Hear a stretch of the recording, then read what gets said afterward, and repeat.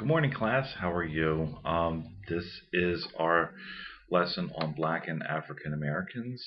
And so this is going to be two videos because there's a lot to talk about in this chapter, right? So it's important to talk about on page 279. I want to read a statement. It is the first paragraph in our book. On my book, it's on page 279 under the heading The Years of Slavery. To ease their transition to a new land, other ethnic groups recreated and miniatured the society they left behind, but the Africans who came to the United States were not allowed to do so. Could use education to give themselves and their children a better future, but state laws in the South made educating slaves a criminal offense.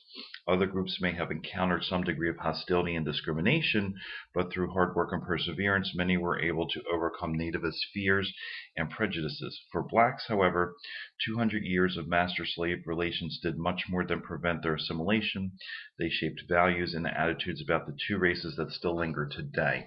And this is an important statement because much of this chapter is going to talk about it from a socio-historical context, right? Which much of the book does anyway. But it's important to talk about when we talk about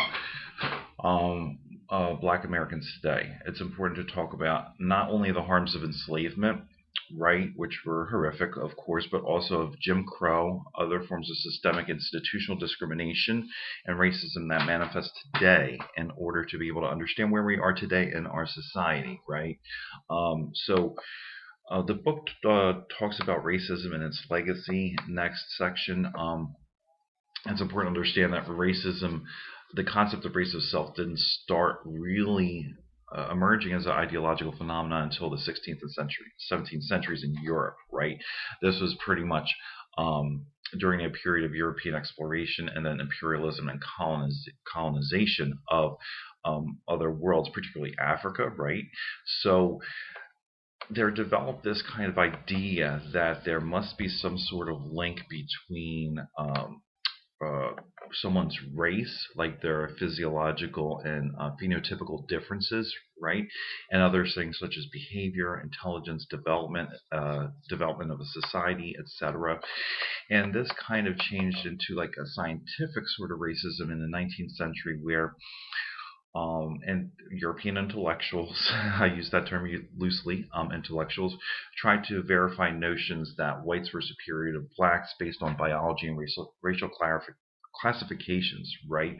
So scientific theories were developed to support this ideology, right? I wanted to read also a quote from our book from W.E.B. Du Bois, which is very important with regard to the rise of racism, and this is on my version of the book, page 279 and 280. There came a new doctrine of universal labor. Mankind were of two sorts, the superior and the inferior.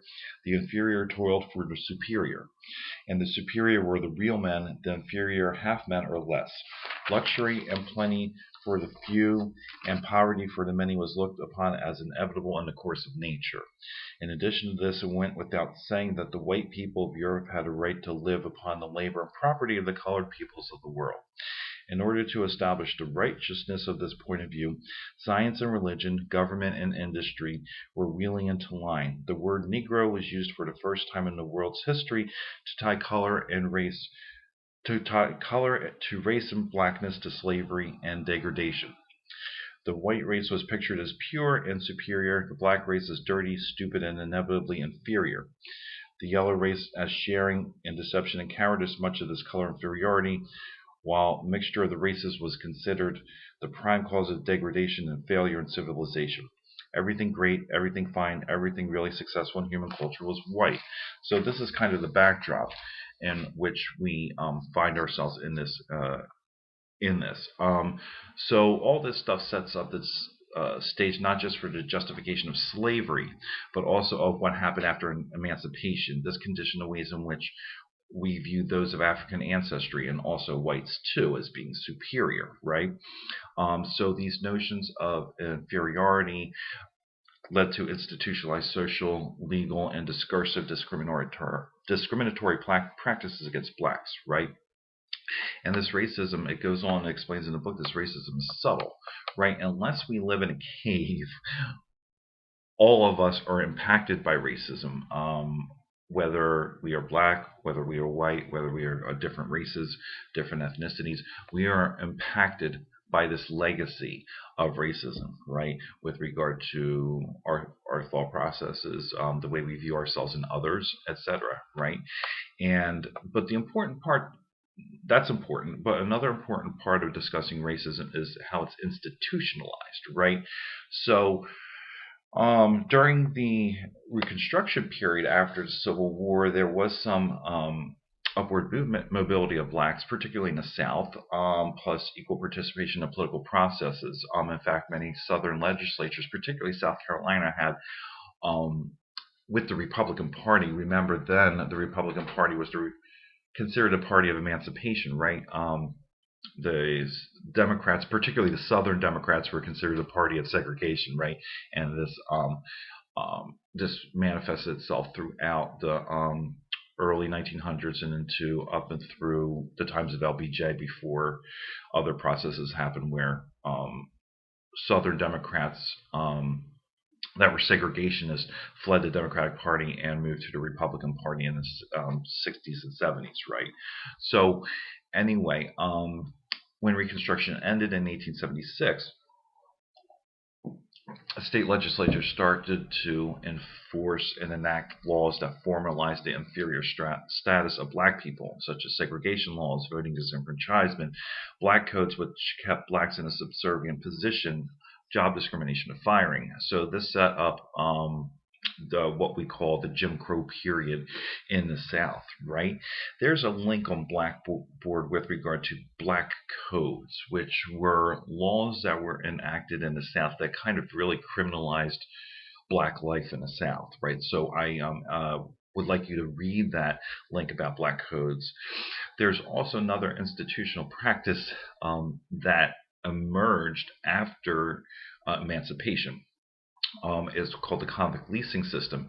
There's a link on Blackboard with regard to a great documentary, which I don't have the link to the whole documentary, but I do believe you can get it online through PBS. I'm not 100% sure, but it's a great documentary if you get a chance to watch it. It's not required, but it's about the convict leasing system, and it's called Slavery by Another Name.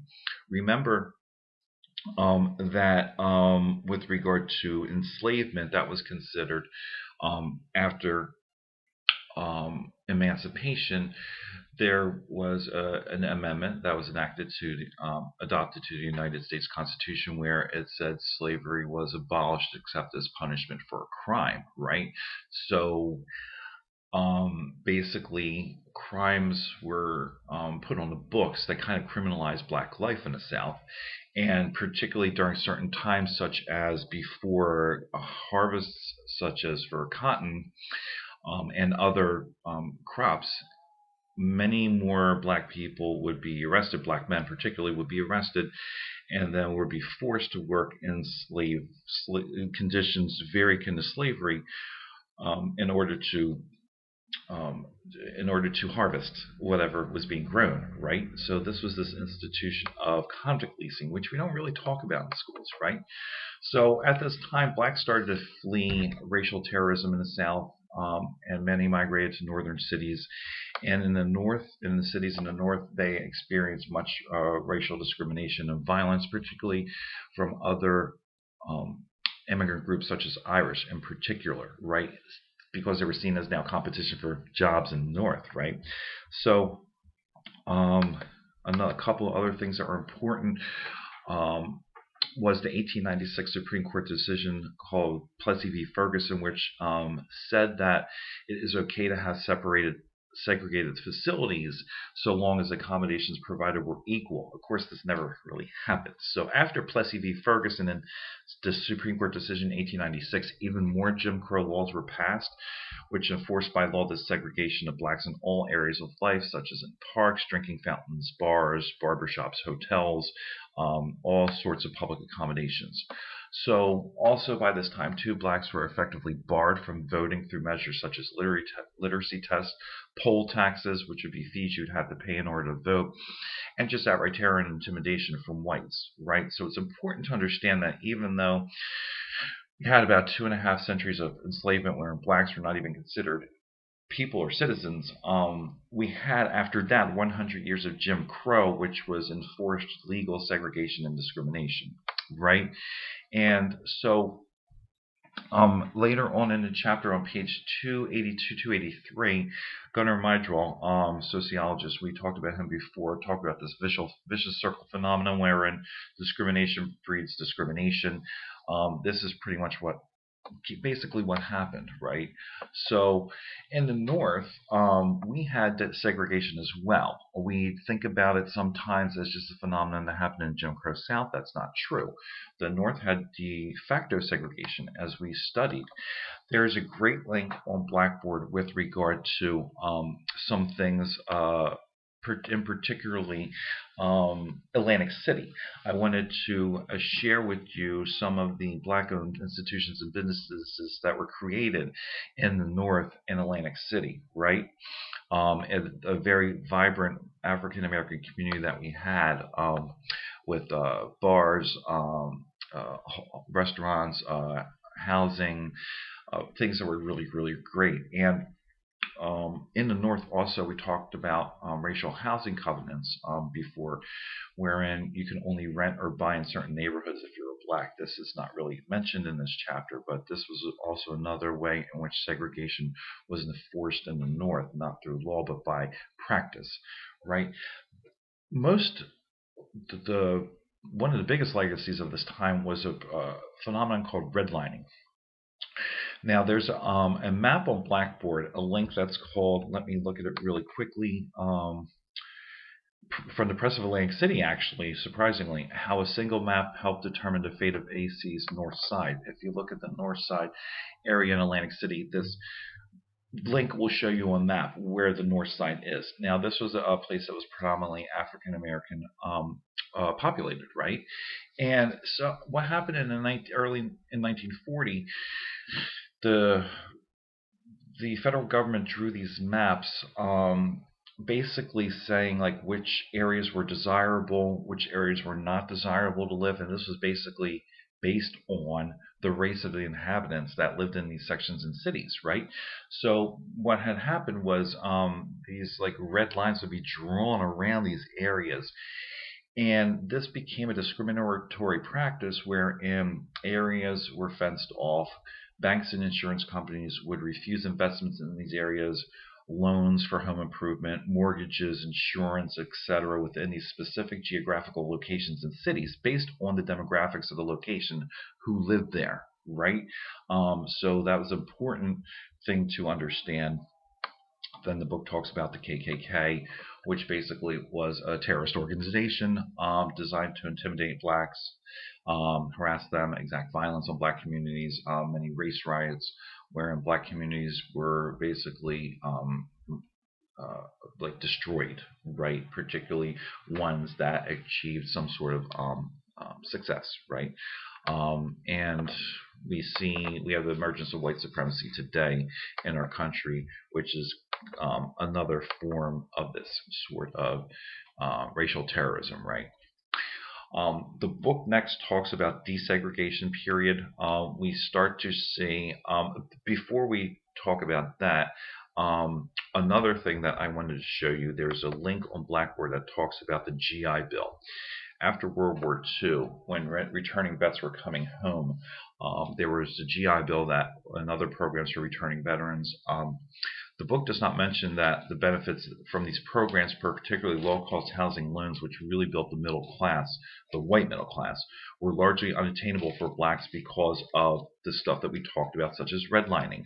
So this section of the book is a bit misleading, and there's a link on Blackboard that I want you to read to help understand how the benefits of the GI Bill were basically denied to black Americans, right? So what happened was white veterans were starting to be able to accumulate wealth. Black Americans started to become left behind even more and unable to enjoy the promises and benefits for their service in the military, right? So that's an important thing to understand as well. Now I'm going to shut this video off because we're out of time and go on to the next video. Thanks.